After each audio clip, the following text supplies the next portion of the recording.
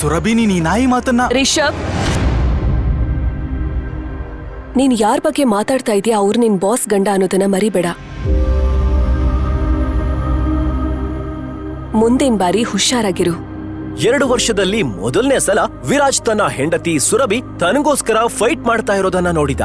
ಸುರಭಿಯ ಮಾತು ಕೇಳ್ತಿದ್ದ ಹಾಗೆ ಅವನ ಬೆನ್ನು ನೆಟ್ಟಗಾಯ್ತು. Viraj, you continue.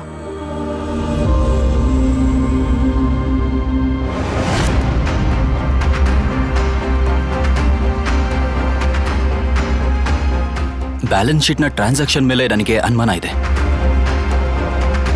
ಇನ್ವೆಸ್ಟರ್ಸ್ಗಳು ಈ ಕಂಪನಿ ಬಿಟ್ಟು ಹೋಗೋದ್ರಲ್ಲೂ ಯಾವುದೋ ಒಂದು ಪ್ಯಾಟರ್ನ್ ಇದೆ. ಏನೋ ಸಮಸ್ಯೆ ಇದೆ. ಅರೆ, ಏನ್ ಹೇಳ್ತಾ ಇದ್ದ ನೀನು? ಬಾಯಿಗೆ ಬಂದಾಗ ಮಾತಾಡ್ತಿದ್ದಾನೆ. ಏನೇನೋ ಹೇಳೋದನ್ನ ನಿಲ್ಸು. ಅದು ಬಿಟ್ಟು ಬೀಳ್ತಾ ಇರೋ ಶೇರ್ ತಡೆಯೋದು ಹೇಗೆ ಅದನ್ನ ಹೇಳು. ನಾವು ನಮ್ಮ ಕಂಪನಿಯ ಎಲ್ಲ ಶೇರ್ಗಳನ್ನ ಬೈಬ್ಯಾಕ್ ಮಾಡಬೇಕು. ಸಿಂಪಲ್. ಅರೆ ವಾ, ಎಂತ ಸೂಪರ್ ಆಗಿರೋ ಐಡಿಯಾ ಕೊಟ್ಟೆ ನೀನು. ನಿನ್ಗೆ ಮನೋಜ್, ಅನ್ಸುತ್ತೆ?